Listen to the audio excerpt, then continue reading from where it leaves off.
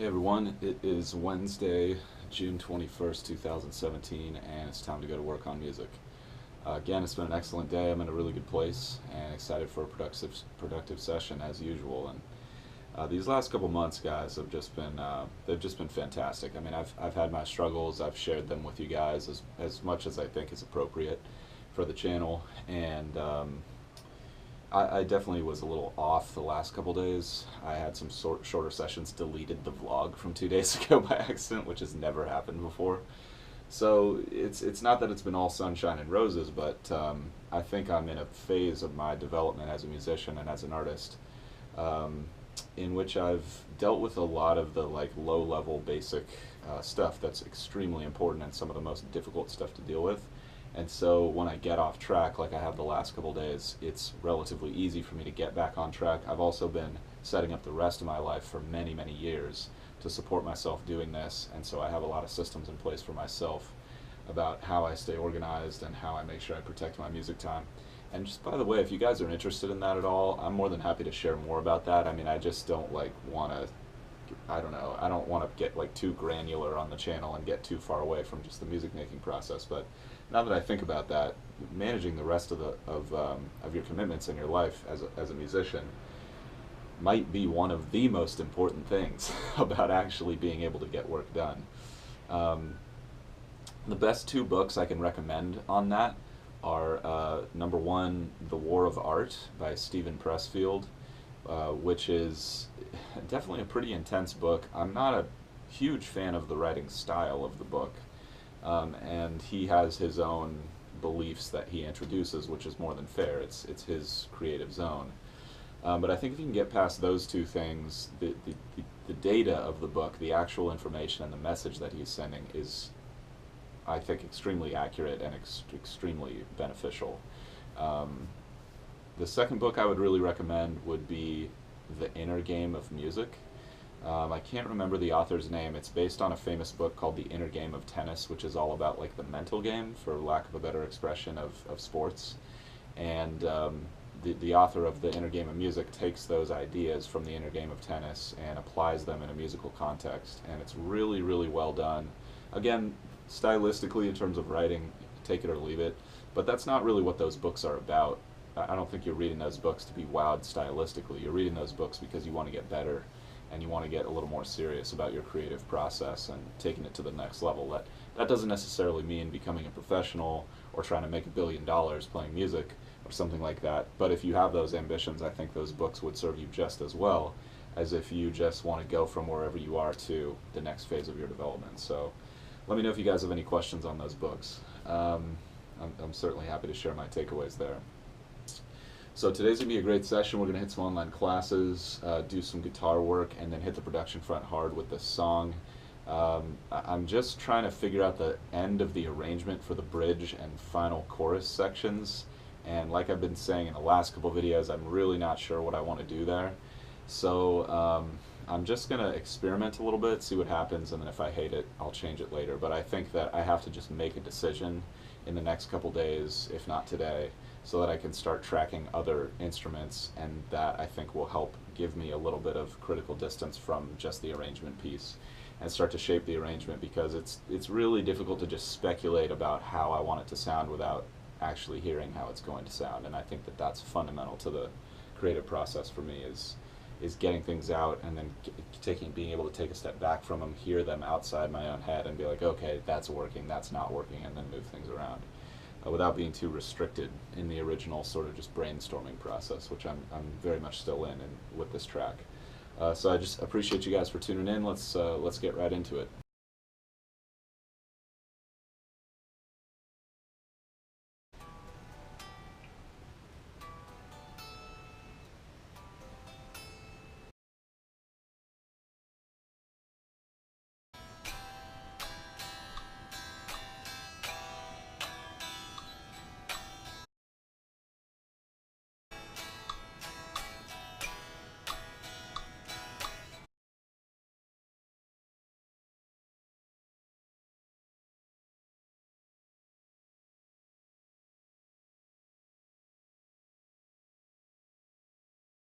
All right, excellent session.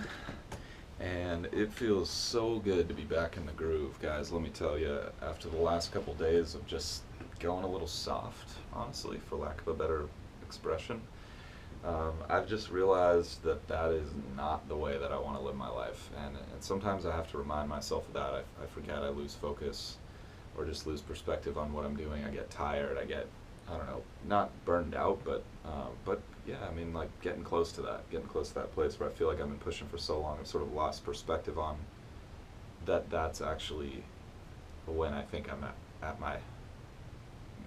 That's when I think I'm enjoying my life the most. I don't know if that's when I'm at my happiest. I mean, it depends,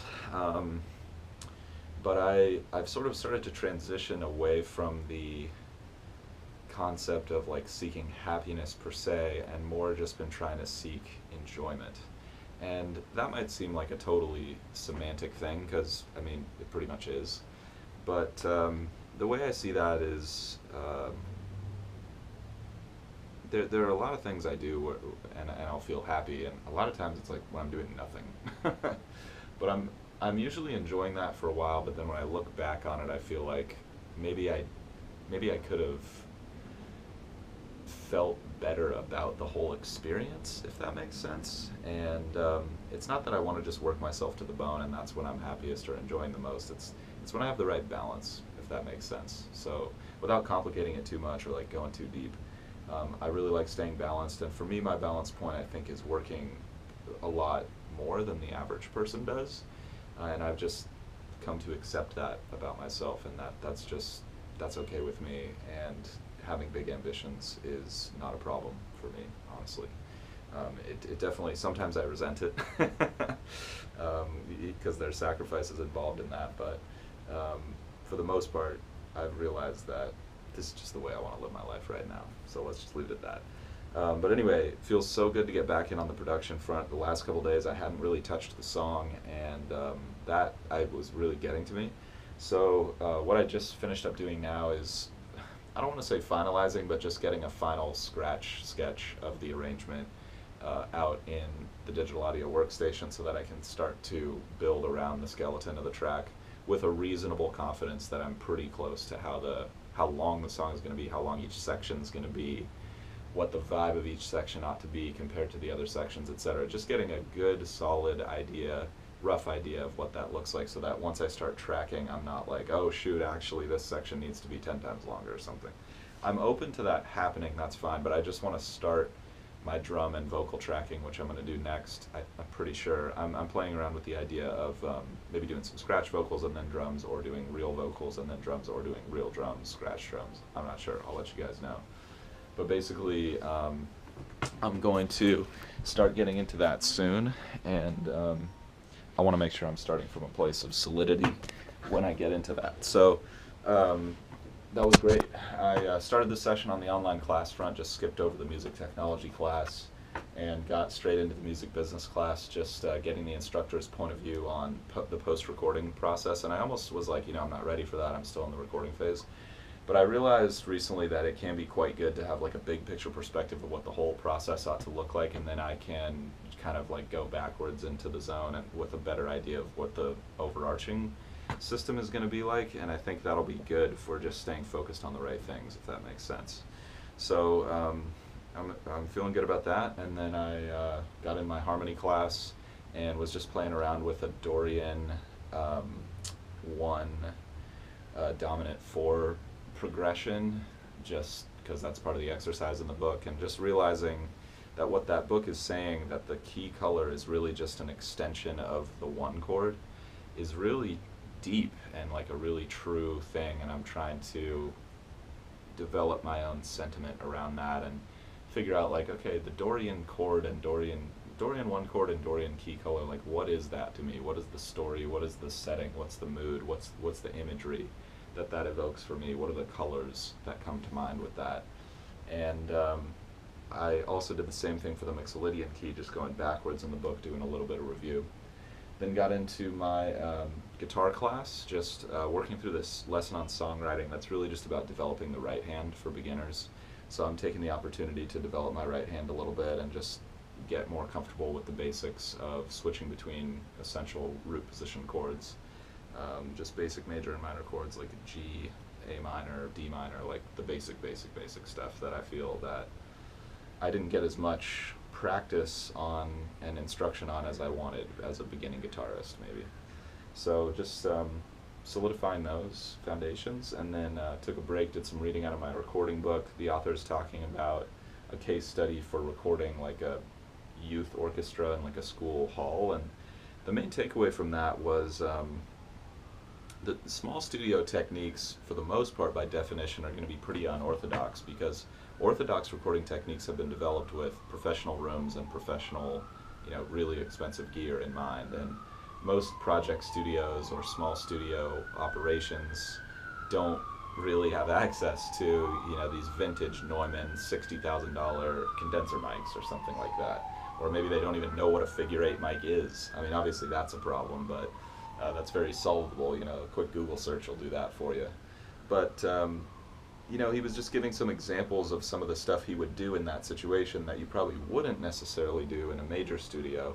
But I've realized that the concepts are really what allows someone to improvise in the situation. It's the concept of looking for the right balance in the mix, looking for the right tonality as much as possible from each individual instrument and the group as a whole, looking for the right dry-wet balance between the room sound and the actual sound coming from the ensemble, and then at the end really just thinking a little bit about stereo imaging if possible and depth perception, but those are less important for the most part.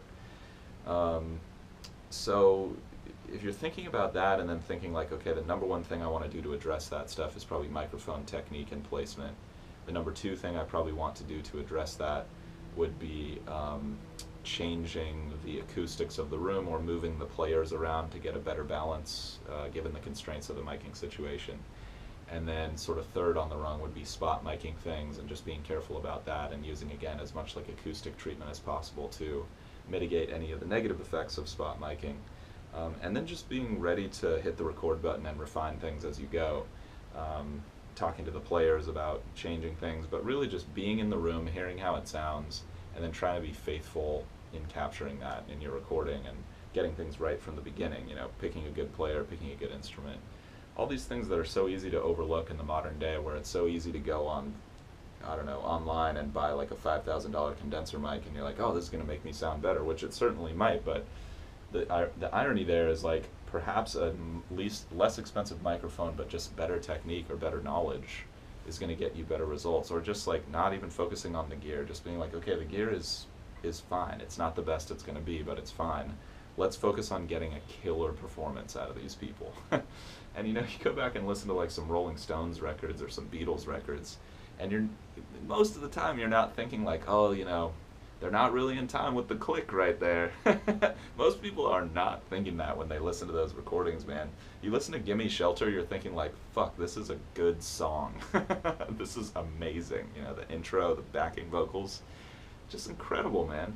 And yeah, like, they were not pitch correcting that stuff. There was no click track, guaranteed. A lot of that was probably done live in like a basement of some giant mansion in the French Alps or something. It's like, they just found a way to get a killer vibe and a killer emotion across. And it really brings me back to what I was saying a few months ago about songwriting and music in general, which is you're not playing music and you're not writing music. You're playing emotion and you're writing emotion. That's what you're doing. You're crafting an experience for the listener and possibly for yourself as a player. Trying to tell a story. I don't know, whatever it is, like getting back to that essential element and just letting all the other stuff flow from that. So hopefully that wasn't like a tirade. I've been talking for 9 minutes straight. But anyway, I appreciate you guys for tuning in. Awesome session today. It feels so good to be back in the groove. I hope you guys are out there grinding towards your goals, whatever those may be, taking even the smallest steps from where you are to closer to where you want to be. Enjoying the process as much as possible. That's what I'm out here doing. Appreciate you guys so much, and I'll see you guys tomorrow for more. Till then.